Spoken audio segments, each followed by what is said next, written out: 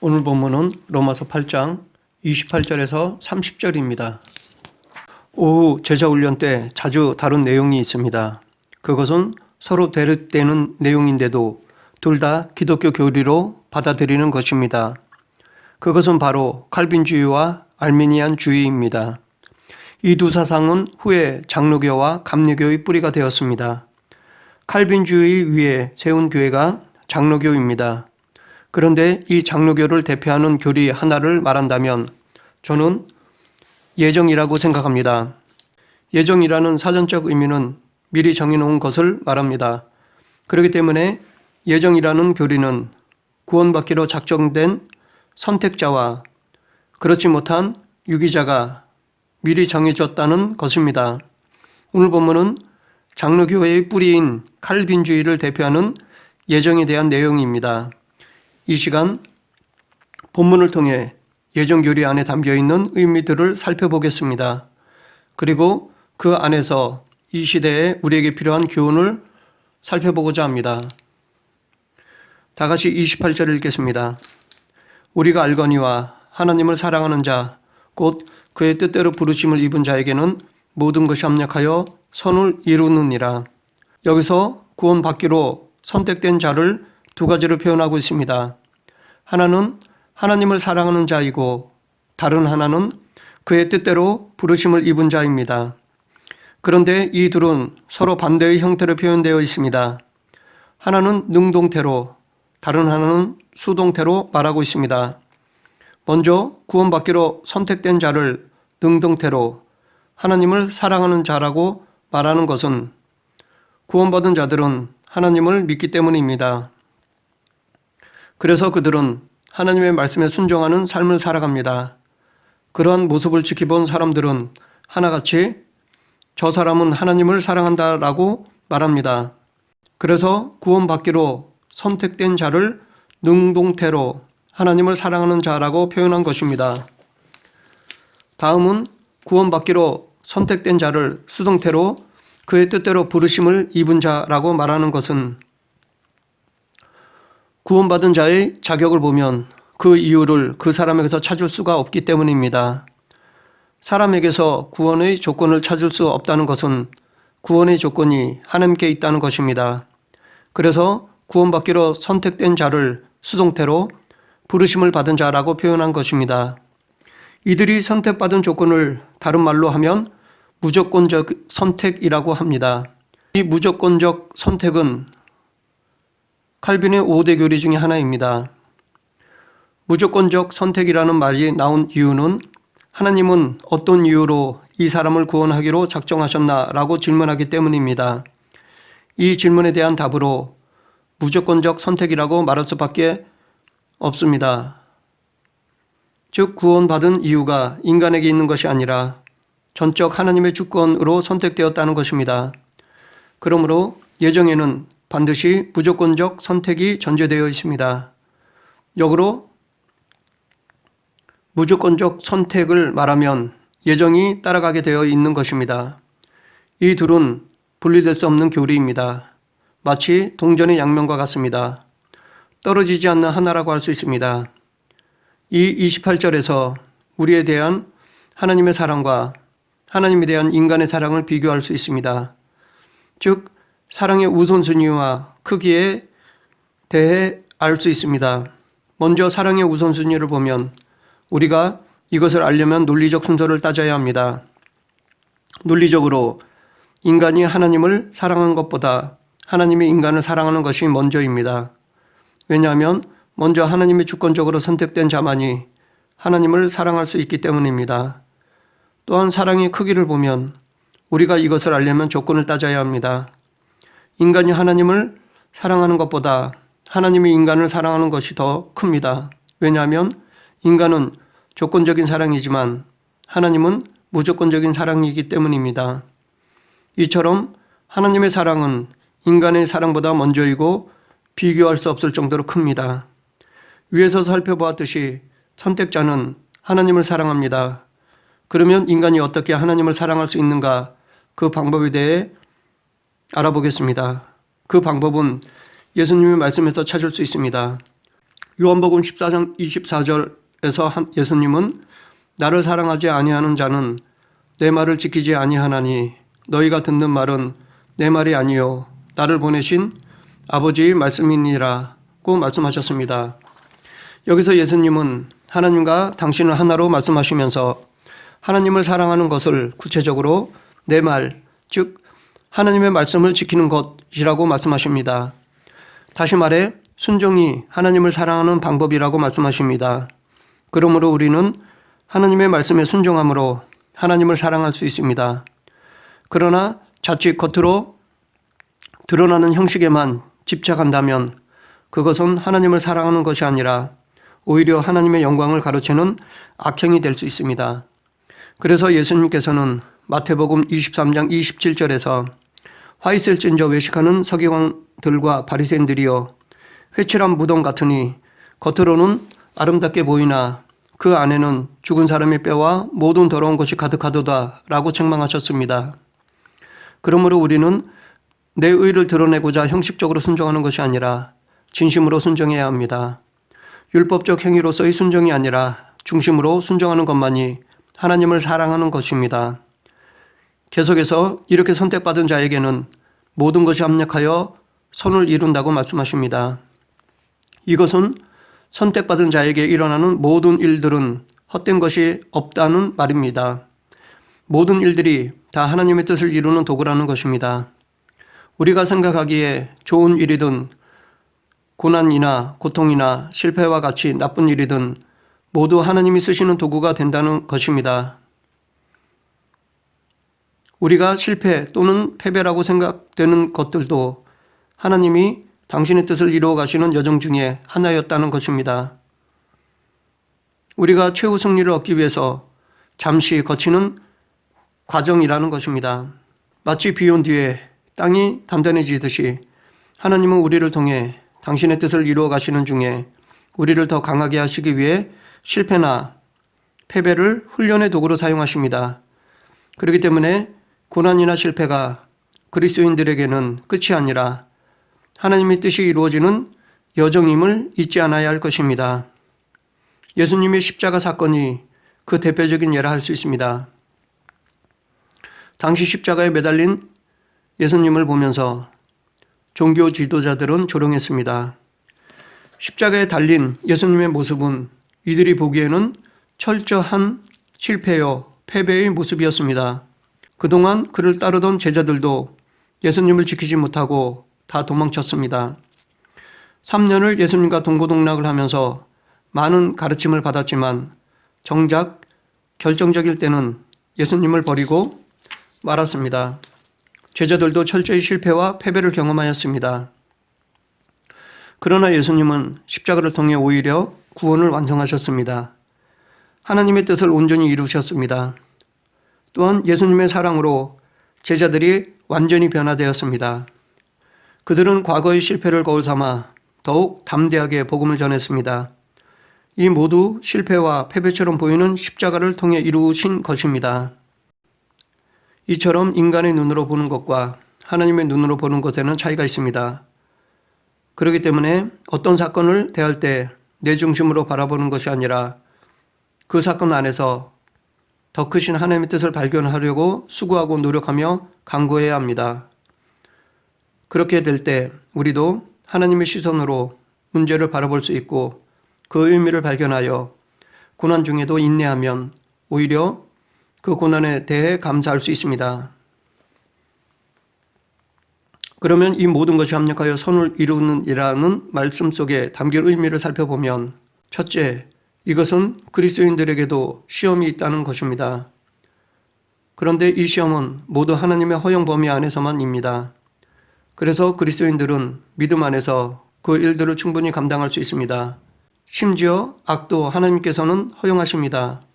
그래서 솔로몬은 잠언 16장 4절에서 여호와께서 온갖 것을 그 쓰임에 적당하게 지으셨나니 악인도 악한 날에 적당하게 하셨느니라고 말했습니다.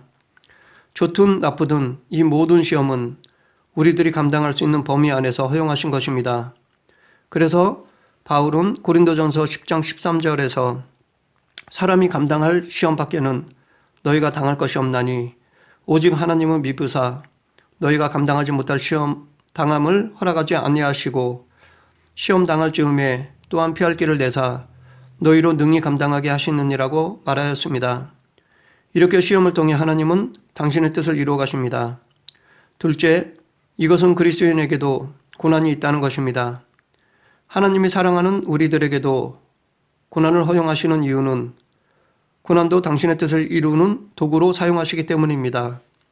그래서 시편 기자는 시편 119편 71절에서 고난당한 것이 내게 유익이라 이로 말미암아 내가 주의 율례들을 배우게 되었나이다 라고 말하였습니다. 여기서 시인은 고난을 통해 하나님의 뜻을 깨닫게 됨을 감사하고 있습니다. 이렇게 고난을 통해 하나님은 당신의 뜻을 이루어 가십니다. 셋째, 이것은 하나님은 당신의 뜻을 이루심에 부족함이 없다는 것입니다. 아무리 믿음이 좋은 그리스도인이라도 완전할 수 없습니다. 누구나 실수하거나 죄를 지을 수 있습니다. 그러나 그 실수나 죄로 인해 하나님께서는 당신이 작정하신 뜻을 못 이루시는 경우가 없습니다.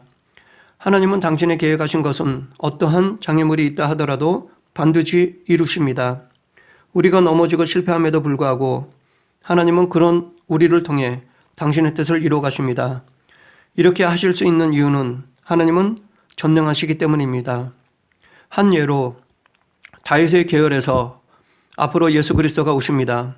그런데 다윗은 밧세바와 간음한 죄를 범했고 그것을 숨기고자 그의 남편 우리아를 죽이는 살인죄를 범했습니다. 하나님의 뜻이 이루어질 수 없는 상황이 발생하였습니다. 그러나 하나님은 다윗을 철저히 회개시키고 다시 회복해 주셨습니다. 다윗을 통해 하나님께서 작정하신 메시아의 길을 여셨습니다. 이렇게 다윗의 실수에도 불구하고 하나님은 당신의 뜻을 포기하거나 변경하지 않으셨습니다. 온전히 이루어 가셨습니다. 또한 베드로는 앞으로 예수 그리스도를 이어서 복음을 전할 사도였습니다. 그런데 복음을 전하기도 전에 예수님을 3번씩이나 부인하였습니다. 사도로서의 일을 감당하지 못할 상황이 발생하였습니다. 그러나 예수님은 베드로에게 찾아가셔서 베드로를 철저히 회개시키시고 다시 회복해 주셨습니다. 베드로의 실패에도 불구하고 예수님은 당신의 뜻을 포기하거나 변경하지 않으셨습니다. 온전히 이루어 가셨습니다. 이렇게 하나님은 한번 작정하시면 반드시 당신의 뜻을 이루어 가십니다. 그러면 하나님께서는 왜 예정을 하셨는지 그 이유에 대해 29절에서 말하고 있습니다.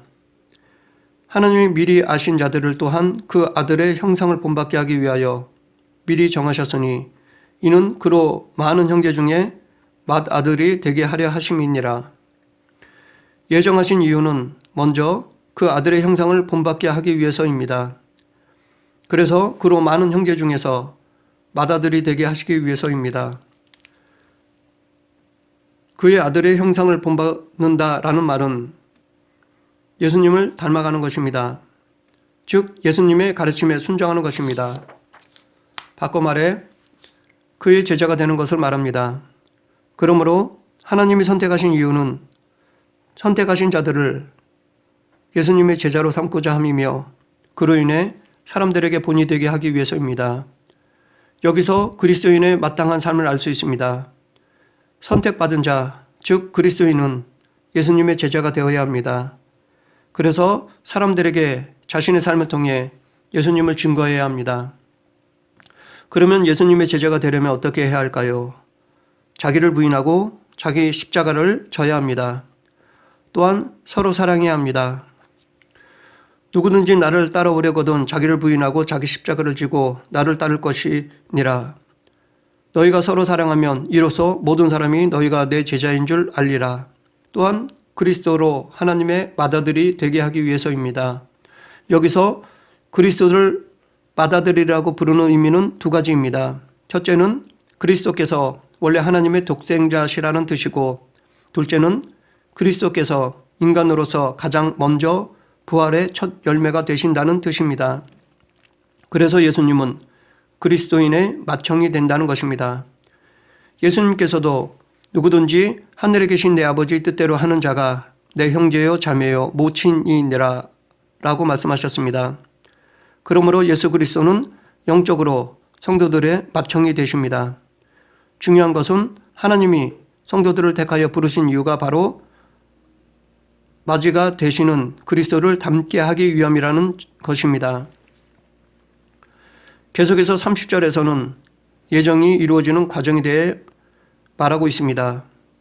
또 미리 정하신 그들을 또한 부르시고 부르신 그들을 또한 의롭다 하시고 의롭다 하신 그들을 또한 영화롭게 하셨느니라. 예정은 창세전에 하나님께서 주권적으로 세우신 것입니다. 하나님은 당신이 예정하신 대로 인생을 이끌어 가십니다. 그런데 이끌어 가시는 데 있어서 일정한 패턴을 보이십니다. 그것은 칼빈주의에서는 구원의 서정이라고 말합니다. 본문에서는 미리 정하심, 부르심, 의롭다 하심, 영화롭게 하심 이렇게 4단계를 거론하고 있습니다. 미리 정하셨다는 것은 선택을 의미합니다. 그들을 부르셨다는 것은 소명을, 의롭게 하셨다는 것은 칭의를, 영화롭게 하셨다는 것은 영화를 의미합니다. 칼빈주의에서는 구원의 서정을 8단계로 나누고 있습니다. 그것은 바로 소명, 중생, 회심, 칭의, 양자, 성화, 견인, 영화입니다. 그런데 여기서 말하는 중생과 회심 그리고 칭의와 양자는 시간적인 순서가 아닙니다. 시간적으로 보면 이 둘은 동시에 이루어지는 것이라 할 수 있습니다. 그럼에도 불구하고 이렇게 순서를 정한 것은 중생이 있어야 회심을 할 수 있고 칭의가 있어야 양자가 될 수 있기 때문입니다. 즉 논리적으로 순서를 정하다 보니 이렇게 된 것입니다. 하지만 실제로는 중생과 회심이 함께 이루어지며 칭의와 양자가 함께 이루어진다고 하겠습니다. 그런데 여기서 보면 영화롭게 하셨다라는 말을 과거형으로 쓰고 있습니다.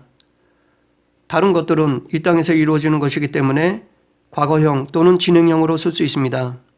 그러나 영화는 이 땅에서 이루어지는 것이 아닙니다.